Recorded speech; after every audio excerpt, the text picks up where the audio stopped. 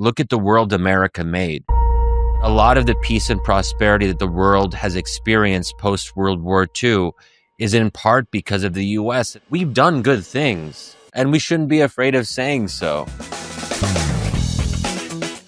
G'day, humans. Welcome to the safe space for dangerous ideas. The United States of America is morally superior to its adversaries and shouldn't be ashamed of exercising dominance in the world. That is an uncomfortable idea, especially on the left, and has become increasingly so under the rule of Donald Trump. But today's guest is going to defend it from a left-wing perspective. Shadi Hamid is a columnist at the Washington Post. He was formerly on that newspaper's editorial board and was a lefty. He was a Bernie bro. He was opposed to the Iraq War. He's an Arab Muslim American. He was born in the United States, but he got his PhD in political science at Oxford University and got a Fulbright Scholarship and lived in Jordan during the Iraq War, where he was researching Islamist participation in the democratic process. He's worked at Brookings Institution and as a contributing writer at The Atlantic. His new book is called The Case for American Power. Exactly what kind of power and to what end, what will become of the American empire, China, Russia. We get into it all. I hope you enjoy as much as I did. The one and only Shadi Hamid.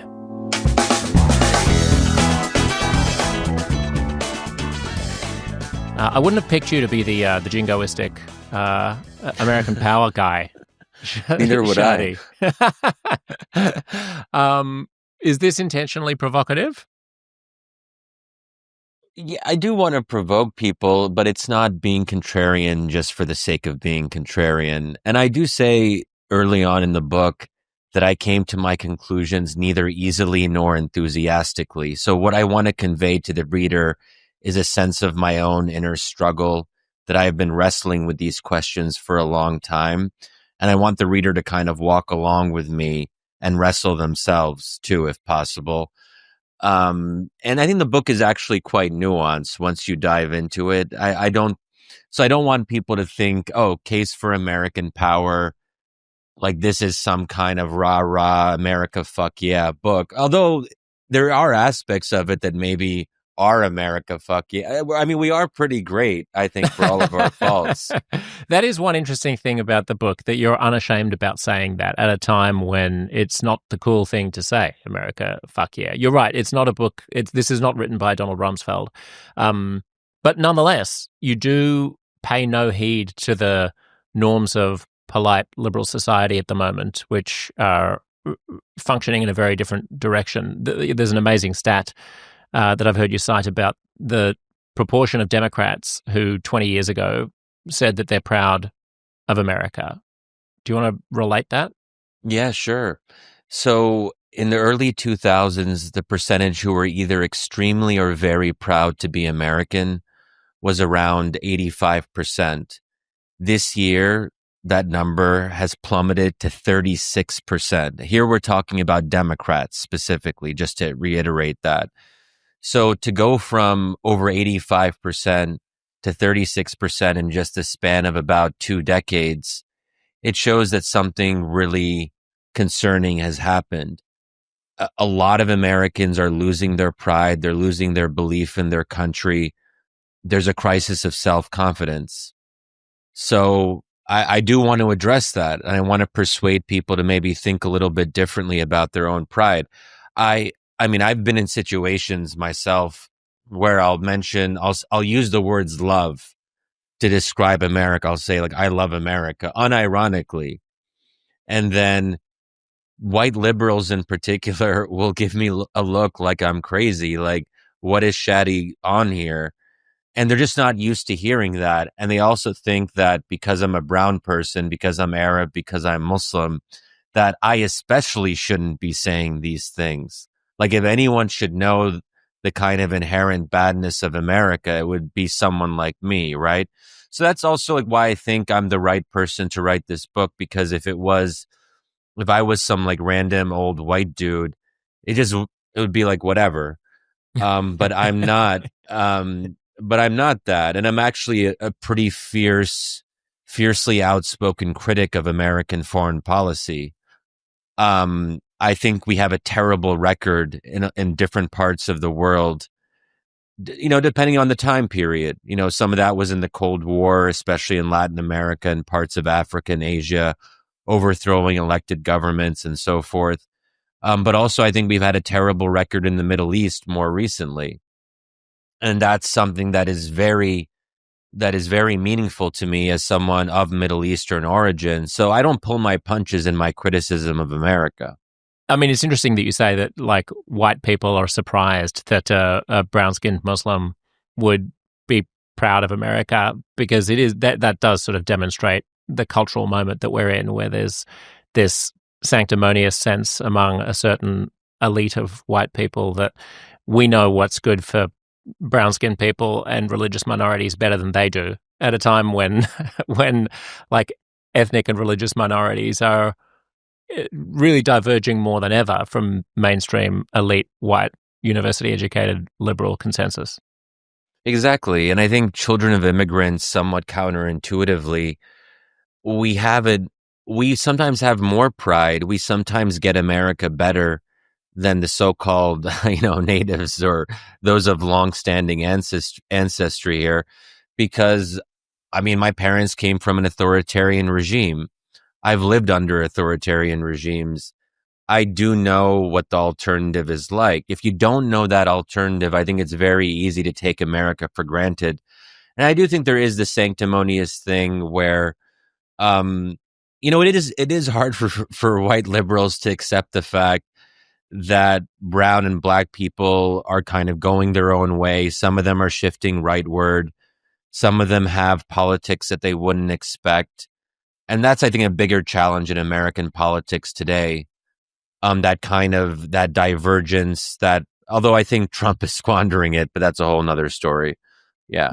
Yeah, that's interesting. I mean, it's also worth noting that the 90% of Democrats or 85% of Democrats who at the beginning of the century said that they were proud of America, which has dwindled now down to a third of Democrats, are also answering that question in a context of America having just been attacked at the beginning of the century, and now them feeling shame, regret, disbelief, bafflement about the Trump administration. So it's probably at least partly contaminated by those considerations. Definitely.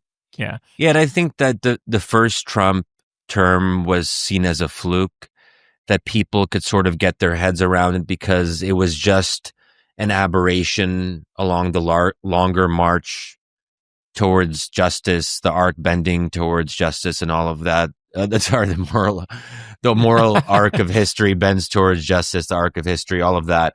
And I think now the arc has been like dismantled. Like how can we think of this as an arc of justice when Trump won a second time around and he won fair and square? So there's, I think, a sense of shame that where the previous time we could say this isn't us, I think now we can't help but say this is partly us.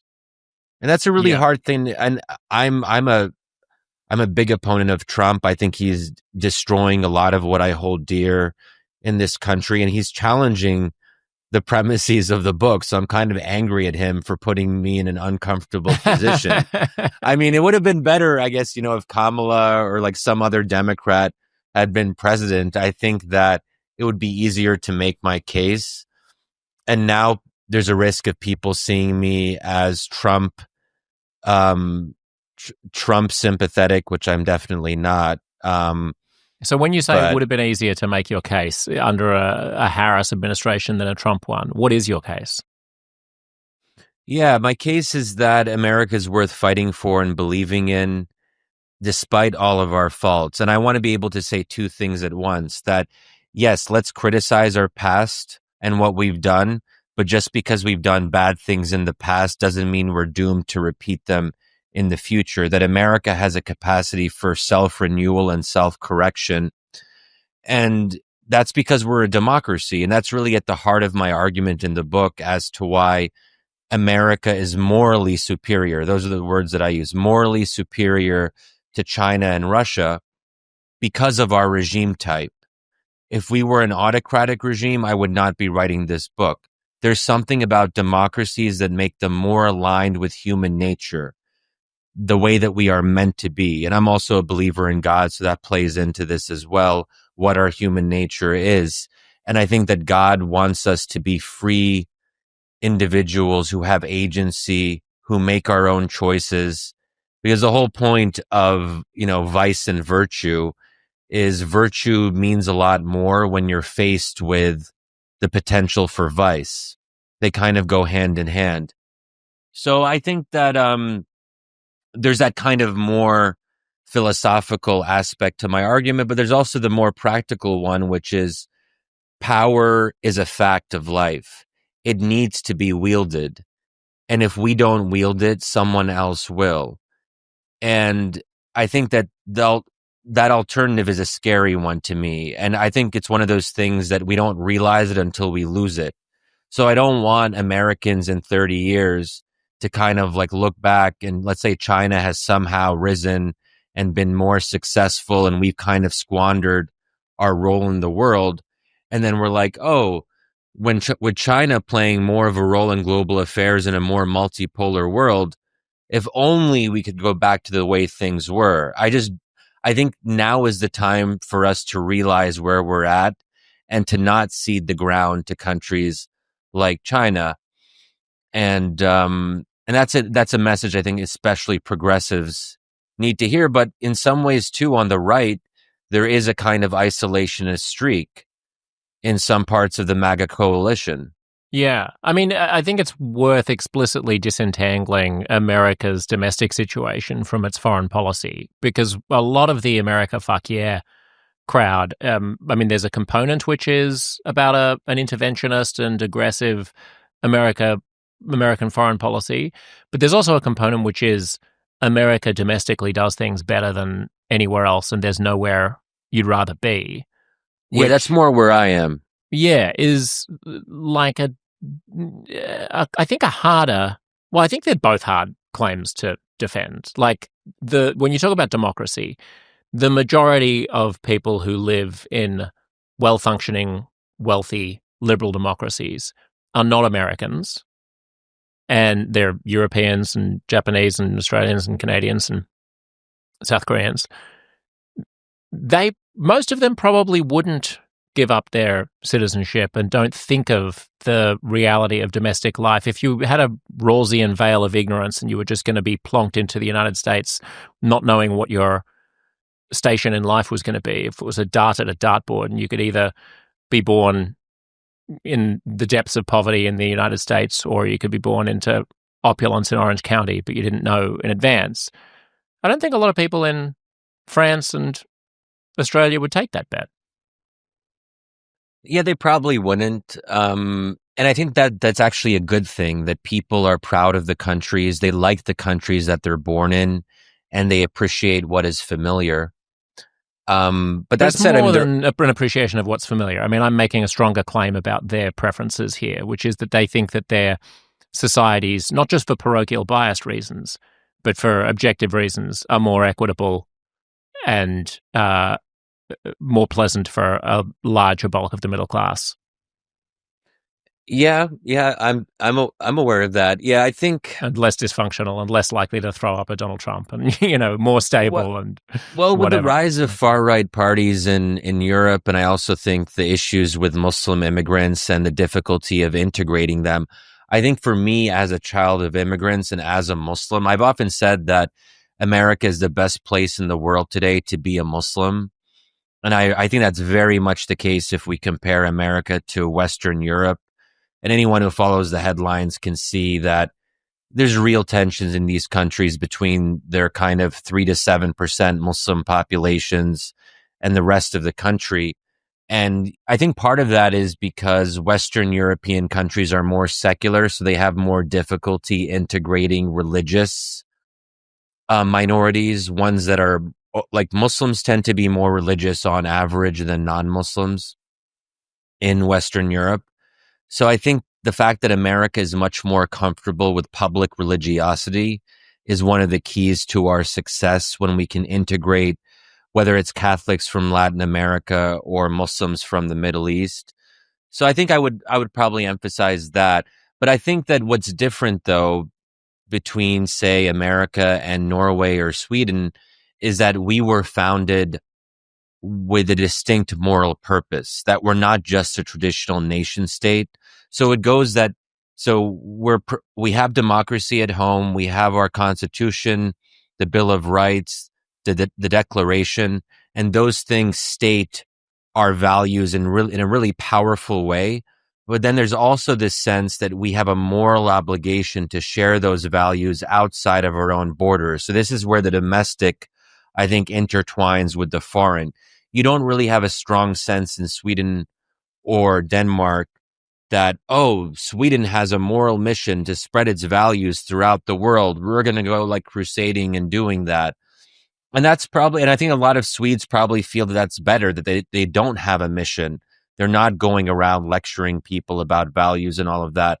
But the fact that America was founded on this idea that we're not content with these values just in our own borders, but that there is a sense of mission. I think that is both a blessing and a curse, but I would say on balance, it's more of a blessing. Is there a risk that the zeal for proselytizing that mission actually makes it harder to sell because soft power can be more persuasive than hard power, and that maybe just being the change that you want to see in the world is enough to persuade people that your way of doing things is superior without having to invade them or blockade them or Oh, don't get me wrong. them? I'm quite skeptical of overusing the military to promote our values. I mean, the book is, part memoir in a way, and I talk about my own evolution from the time of the Iraq War. That's where I really got my political chops. That's when I started protesting and organizing die-ins and tent-ins. And that was before tent encampments were cool. So we actually had at Georgetown University, where I went to undergrad, we had a continuous presence for the full duration of the war until George W. Bush said mission accomplished. So we had one tent in this square. So it wasn't like a big thing, but we had one person staying at the tent at any given time. And we took that pretty seriously.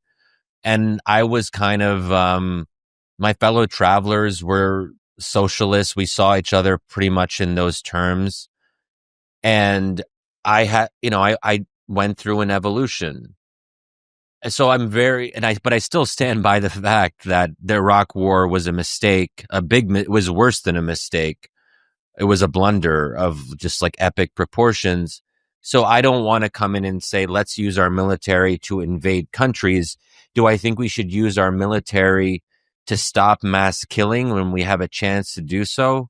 Yes. And that's why during the Syrian civil war, when Barack Obama backed down from his red line in August 2013, I was very much a proponent of using military force against Bashar al-Assad, because there was an ongoing slaughter that was happening. The Syrian opposition was calling on us to intervene. They were saying, where is America?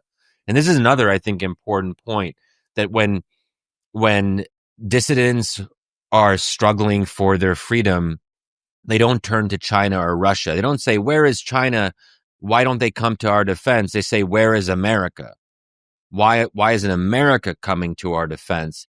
And I remember this also in Tahrir Square in Egypt during the Arab Spring, when people in the square were hanging on every word of Barack Obama because they understood that even if we weren't always great, there was a chance that we would actually rise to the occasion.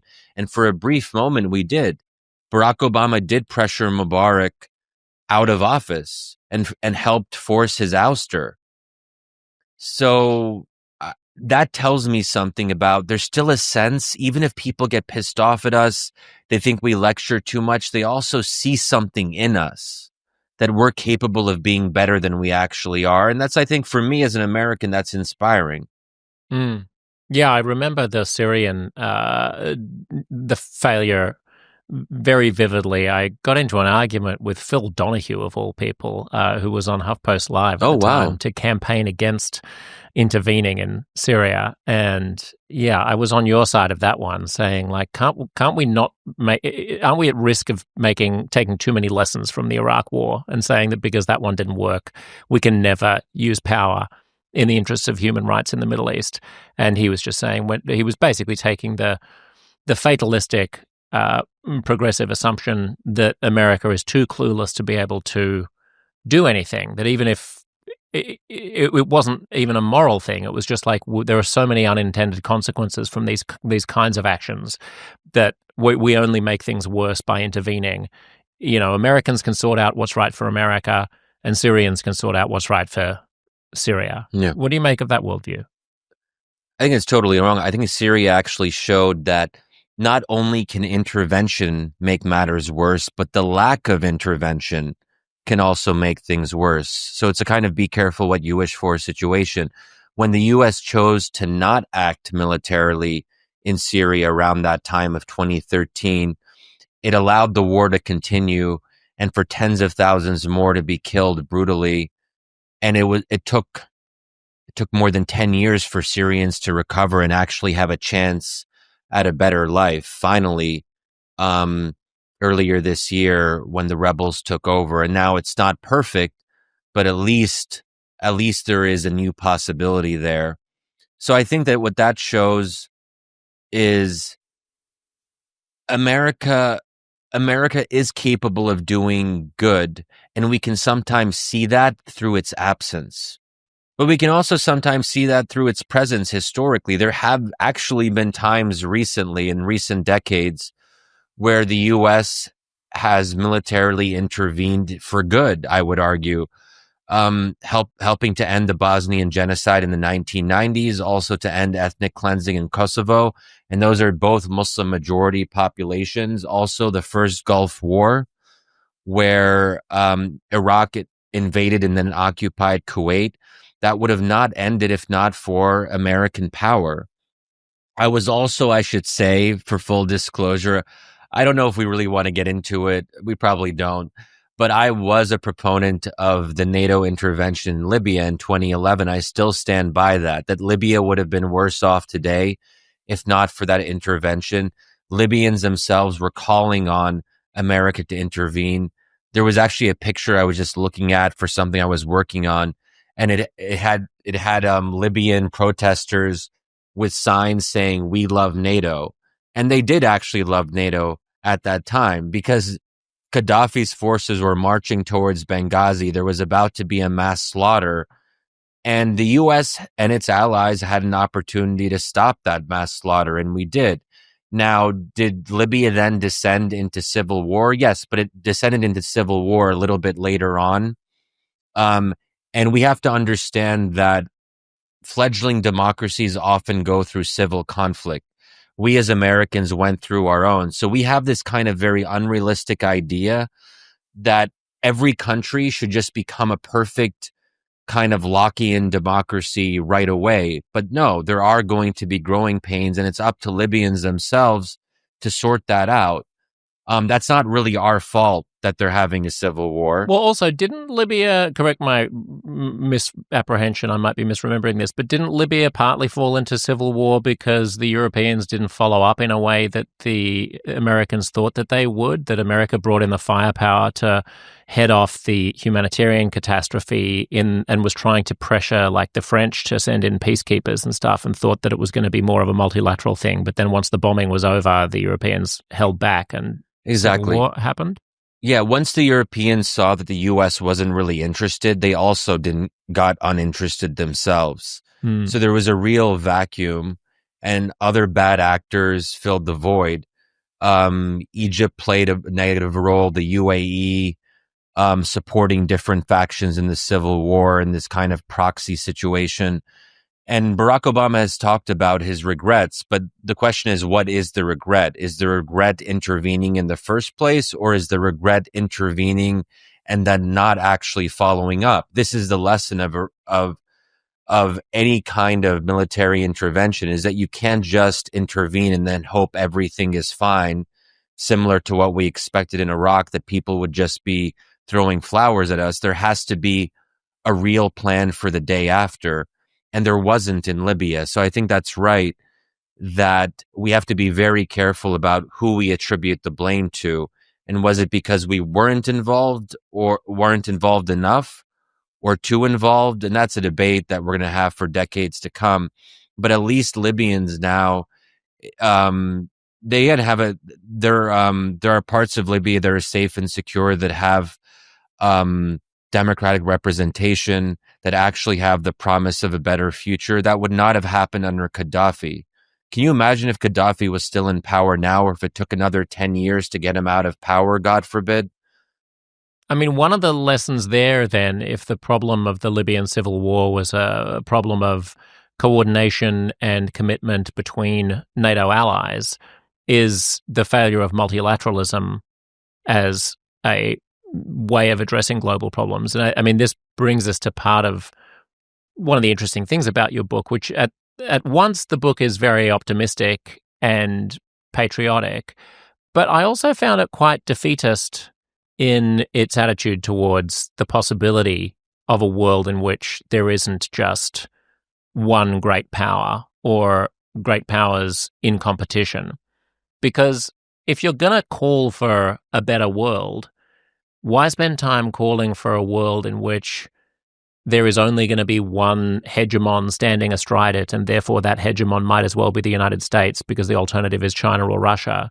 Why not call for a world in which democracies of all stripes can band together and formulate a more consensual and longer-term approach towards addressing global conflicts? I agree that democracy should ally and work together. And I've loved the idea of a sort of stronger, more robust League of Democracies. But unfortunately, most democracies defer to the US. So there still is going to be a dominant democracy.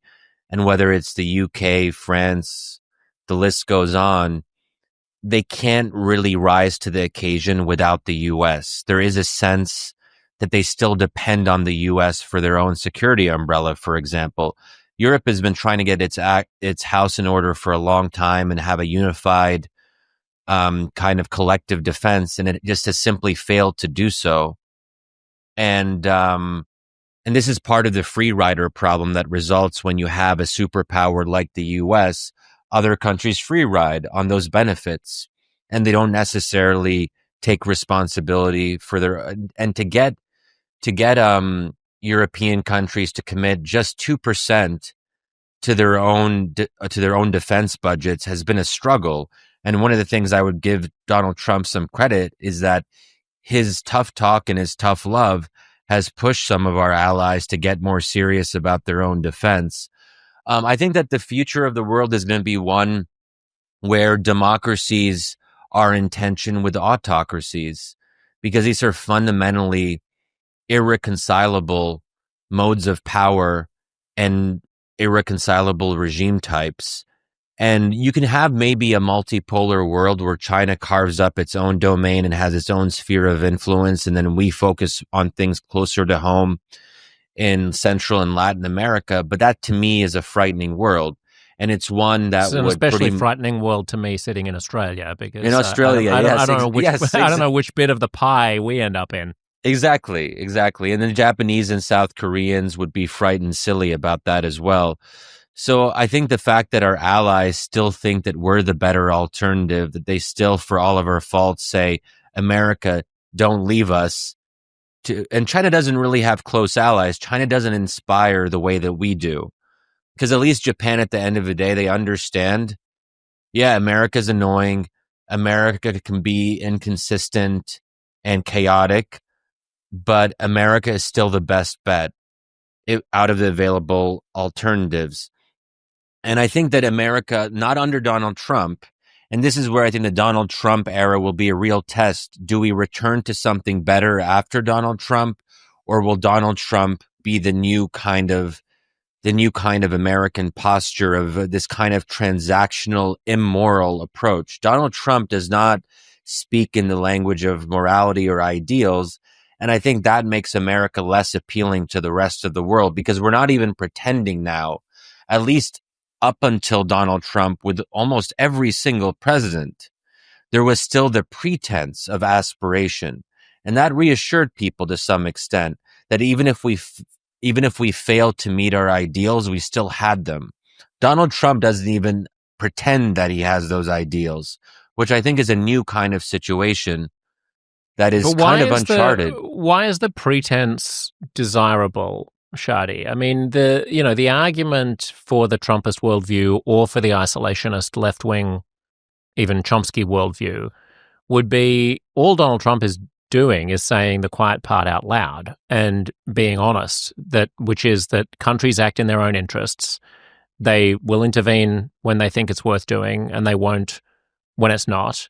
And for all the talk about spreading democracy and freedom, the history of the United States, just like the history of any great power, is a history of propping up autocratic allies, whether that's Suharto in Indonesia or dictators across Latin America or Saudi Arabia today, and selectively taking on adversaries that it thinks will be in its geopolitical strategic interests. And if you're being firebombed with napalm in Cambodia or piled up in human pyramids naked in Abu Ghraib, you probably don't care whether or not the American leader is saying that they're doing it in order to spread freedom. The consequence is the same. Yeah, that's true. For the people on the receiving end of American power, it probably doesn't matter. I think this is more an argument for broader audiences who, at least when we speak in the language of ideals, they at least have something to call us out on. And I would even include people who are imprisoned by pro-American dictators. They can say, hey, America, this is against your own stated values. Change. If they can say that, then they can't say that because they'll be tortured when they say that by the dictator. Yeah, but I mean more America. dissidents who aren't yet in prison. The ones who are protesting, that are out there in the streets, risking their lives. They can call attention and say, America, like similar to what I was saying about the Syrian opposition or the Libyan opposition, is that they can point to our better angels and say, America, live up to your own ideals. When you say Assad must go, actually follow through on that and don't just pretend. And I think that the ability to call out America is an important one. And I don't think that it's interesting. I have a whole chapter in the book on hypocrisy where I actually make the argument that hypocrisy can be a good thing. That'll probably one of the more controversial parts. But I say that to be seen as hypocritical is the cost of being better than you actually are. And we can think of this in terms of the individuals we know who aspire to morality. Let's say there's an imam, a rabbi, or a pastor, and they speak a moral language. They're probably going to fall short, and we'll get angry at them for falling short. But at least in recognizing that they're falling short, we can say to them, be better. Don't just stick with where you are. That's why I think moral people are always in this kind of weird position where people are going to be disappointed in them, but people are disappointed in them for the right reasons because they aspire to something more. And this is sort of maybe one way of thinking about it is the difference between the cheater and the polyamorist. The cheater actually knows that he's doing something wrong, so there's actually the chance that he might improve and stop cheating on his wife. The polyamorist has no pretense. He's saying that cheating is effectively legitimized. Maybe that's a little bit of a stretch, but if you could sort of see where I'm going with that. I don't think most people think that cheaters are better than polyamorists. Okay, I guess that you know what I a mean. good example. Like I don't think the cheater is cheating, and the polyamorist is just like what you see is what you get. I'm upfront about it. Like the lack of pretense there is actually an attribute. I mean, I'd take your point about there's that old saying about hypocrisy is the tribute that vice pays to virtue. Yeah, but it depends how far the pastor or the rabbi or the imam are falling from their stated moral positions. If it's if they accidentally swear once in a while, then we can cop the fact that they're not perfect. If they're running a sex trafficking ring in the Catholic Church, then I'm sorry, it's Oh yeah, there actually are limits. worse. Yeah. It's worse. And I think what you were saying about this being a tricky time for you to be prosecuting this case because of the situation in America is salient, because when younger people look at the history of American power, yeah, okay, there's Grenada and like Bosnia going back 30 or 40 years, but the overwhelming exercises of American power are things that most people regard as morally unjustifiable in the past generation. Uh, lying and trying to cajole people into allowing them to invade Iraq in contravention of the UN Security Council. And now whatever it is that Donald Trump is in favor of, maybe invading Venezuela, at least blowing people out of the water. What benefit is there in holding a moral posture when behavior, at least on foreign policy, not domestically within the United States, and we can talk about your thoughts about the fate of democracy in the US too, but on foreign policy, when there doesn't seem to be much of a cogent, coherent morality to it? Well, so part of what I want to say is let's not give up hope and just accept that America is bad. Let's actually try to be better and improve our policies abroad. I don't want young progressives to exit the political game altogether. And I want them to actually be involved, to elect different leaders, to run for office themselves. If we want a better foreign policy, that part is up to us because we are a democracy. We get the government we deserve. We get the foreign policy we deserve. So if we don't like our foreign policy, the only people we have to blame is ourselves. We could have done differently, and we should have elected leaders who didn't support the Iraq War. We did ultimately support a leader who was against the Iraq War after George W. Bush. That is a self-correcting mechanism. We voted for someone, Donald Trump, who is also very critical of the Iraq War.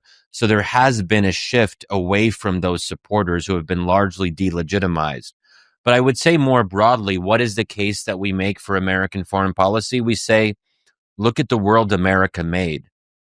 And I go into some detail talking about how, for example, at the conclusion of World War II, only about 8% of the world's countries were democracies. By the 1990s, that number had risen to over 50%. This is the world America made. Because America was the superpower, that had a demonstration effect, and it showed other people that democracy was the way to go and that communism wasn't. If the Soviet Union had won out in the Cold War, we wouldn't have had the third wave of democratization in the 1990s, where large parts of Eastern Europe and Latin America finally went through democratic transitions. And the U.S. helped encourage those democratic transitions. We helped facilitate them.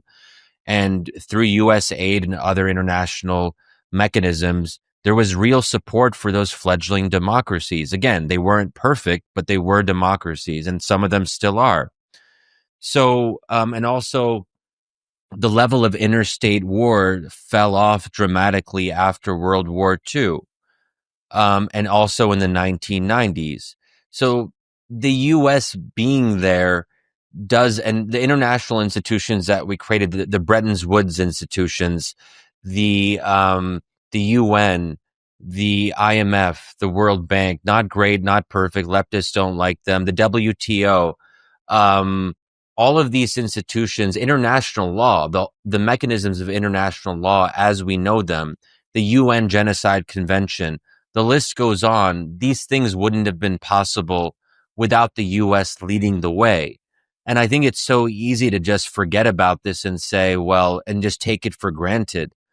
But a lot of the peace and prosperity that the world has experienced post World War II is in part because of the U.S. And that's even without talking about the Marshall Plan for Europe, helping rebuild Europe in the ashes of World War II. We've done good things. Like, I feel like, yeah, I mean, yes, we have. And we shouldn't be afraid of saying so. one of the tragedies of the past quarter century is that many people see that as a depiction of the past, what you just articulated. Just as you say, it's hard to be pitching this book at a time of Donald Trump. I felt like it was hard for me to be the defender of America that I was when I was in university during the Iraq War and 9/11, because it was quite hard to make a case for the fact that American democracy would be judicious and caring and stability enhancing at a time when Fallujah was happening. Not quite yet, but it was obvious that the institutions that you're talking about, the International Criminal Court, which the US is one of the few non-signatories to, right, and the International Court of Justice. Yeah, I mean, the reality is that the United States, yes, of course, was indispensable because it's extremely populous and extremely wealthy and invests a lot in its military and has a lot of power. So nothing's going to get done without the buy-in of the United States. But many Europeans would regard the American posture towards many of those multinational institutions, multilateral institutions that you cited, as being one in which the US is always the party that has to be sort of cajoled into grudgingly going along with an international consensus. So my fear, I suppose, is that there was a half century in which America was one thing, and now we've had a quarter century in which it's another. Yeah, and this is where I think Gaza also has to be brought into the story. I think it looms large in this account, and it's sort of the elephant in the room when I talk about the book sometimes, that it's hard for anyone to take America seriously after what I believe the U.S. to have done, which is facilitate what I've said is a genocide and against the Palestinian people, and I've been very outspoken about that. And the U.S. failed to stop Israel in committing war crimes. And yeah, so it is hard to talk about international law. Like even there wasn't even a pretense. And I almost would have wished that America pretended more when it came to having empathy for the Palestinian people. Biden couldn't even be bothered to express that. And Donald Trump doesn't really do sympathy with dispossessed people, so we shouldn't really expect that from him. But it's making it harder for me. And I say this in the first chapter of the book, where, how can I talk to, my fellow Muslims and Arab Americans and talk to them about believing America might still be the last best hope or the least bad option when they've seen over the past 2 years what the U.S. has helped bring about in Gaza. It's really tough, but this is where I again return. This is where I would actually say a couple things.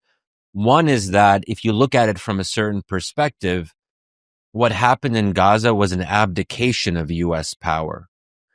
It's the U.S. chose to not act. It chose to not put pressure on Benjamin Netanyahu. It chose to not use our military aid to Israel as leverage to pressure Israel to make concessions. That's the vision of American power that I'm trying to provide for people, that we can actually use our power for just ends, for moral ends. But that requires being very self-conscious about what our values are. It also requires believing in America. If we don't have any self-confidence, if we've given up hope, then we're obviously not going to be exercising our power for moral ends. We're going to be washing our hands of the whole enterprise. I don't want us to do that. And this is where I think there is a very complicated left-wing relationship with power, which is, let's not sully our hands with the dirty business of making policy. Let's not dirty our hands with the business of having a military and having a defense budget. But these things are facts of life. And I kind of joke that in my ideal world, I wish the U.S. was a giant human rights organization with an air force. But we're not going to be that. And I think that leftists would say, if only the U.S. could just be a giant human rights organization without an air force. But that's not possible either. G'day, humans! Well, if you've listened to this much of the episode, then you must enjoy it, presumably, unless you're just listening for masochistic reasons. So you should listen to the rest of it. And the way you do that is by subscribing to the premium feed, where you not only get to hear the rest of this delightful conversation, and trust me, it gets better than what you just heard, but you also get to hear no ads, zero ads. And previously, up until now, you had to go to the old Substack to do that and follow me on Substack and add one more platform to your life if you're not already on Substack. But here's the thing. We are now on Apple Premium Podcast as well. So with one click, Apple will just subscribe you up to the premium feed. You'll be able to listen to the rest of this conversation right now. So open up your Apple Podcasts, click the old Pay Old Zepsy button. That's probably what it's called, Pay Old Zepsy. And you click the button, and then you no longer have to be a free rider. You can feel like you're contributing to the mission of this show, which is really what we're all here for: better conversations, a freer, more freewheeling attitude towards the things that we can talk about, a way to steelman our opponents and to take the most gracious approach towards disagreement. That is what you're voting for when you vote for Uncomfortable Conversations by going into your Apple Podcasts and clicking subscribe. I love you. If you don't do that, that's fine. I'll see you the next free episode, I guess. Take care.